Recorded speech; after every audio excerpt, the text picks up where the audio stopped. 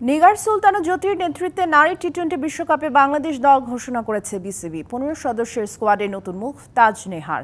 প্রবাসী বাংলাদেশিদের সমর্থনকে সম্মান জানিয়ে এবার ভিন্ন আঙ্গিকে দল ঘোষণার অনুষ্ঠান করল বিসিবি। এই আসরেই কাটছে আইসিসি ইভেন্টে পুরুষ ও নারী ক্রিকেটারদের প্রাইজ মানির বৈষম্য। বাংলাদেশ উইমেন্স টিমের অধিনায়ক হিসেবে আছেন নিগার সুলতানা জ্যোতি। 10 দেশের 10 প্রবাসী বাংলাদেশি ঘোষণা করলেন 15 জন খেলোয়াড়ের নাম। 2 মিনিট 41 সেকেন্ডের ভিডিওতে ছিলেন বাংলাদেশের পুরুষ দলের অধিনায়ক নাজমুল হোসেন শান্ত।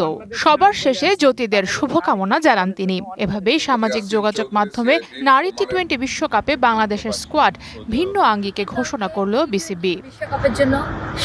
বিশ্বকাপে অধিনায়ক জ্যোতির ডেপুটি নাহিদা আক্তার। মেয়েদের টি-20 বিশ্বকাপের বাংলাদেশ স্কোয়াডে চমকের নাম তাজ নেহার। অভিষেকের অপেক্ষায় থাকা 26 পেরোনো টপ অর্ডার ব্যাটারকে দলে নিয়েছেন নির্বাচকরা। সেই সাথে অভিষেকের অপেক্ষায় থাকা অলরাউন্ডার দিশা বিশ্বাসও আছেন দলে। 20 বছর বয়সী দিশা 2023 নারী টি-20 বিশ্বকাপের স্কোয়াডে সুযোগ পেয়েছিলেন। ওয়ালটন টেলিভিশন মাত্র 25,490 টাকায় পাচ্ছেন গুগল টিভি। তবে এখনো আন্তর্জাতিক অভিষেক হয়নি এই পেস বোলিং অলরাউন্ডারের। বেসিক্যালি এটা বৈশ্বিক টুর্নামেন্ট, সব দেশে খেলা হয়।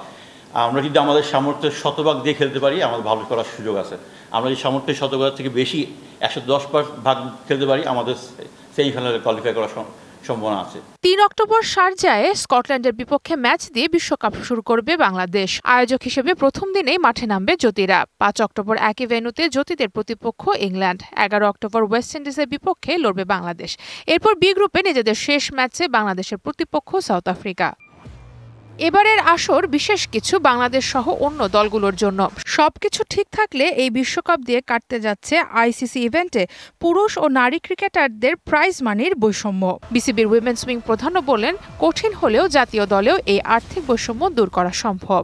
আমি কয়েকটা দেশের কথা জানি, যাদের ছেলেদের আর মেয়েদের সমান বৃদ্ধি করার প্রস্তাব ছিল, থাকবে। সমান এখনই করতে হয়তো পারবো না, মানে বাস্তবতা নিরীক্ষে বলছি। সারা মাহবুব, ডিবিসি নিউজ, ঢাকা।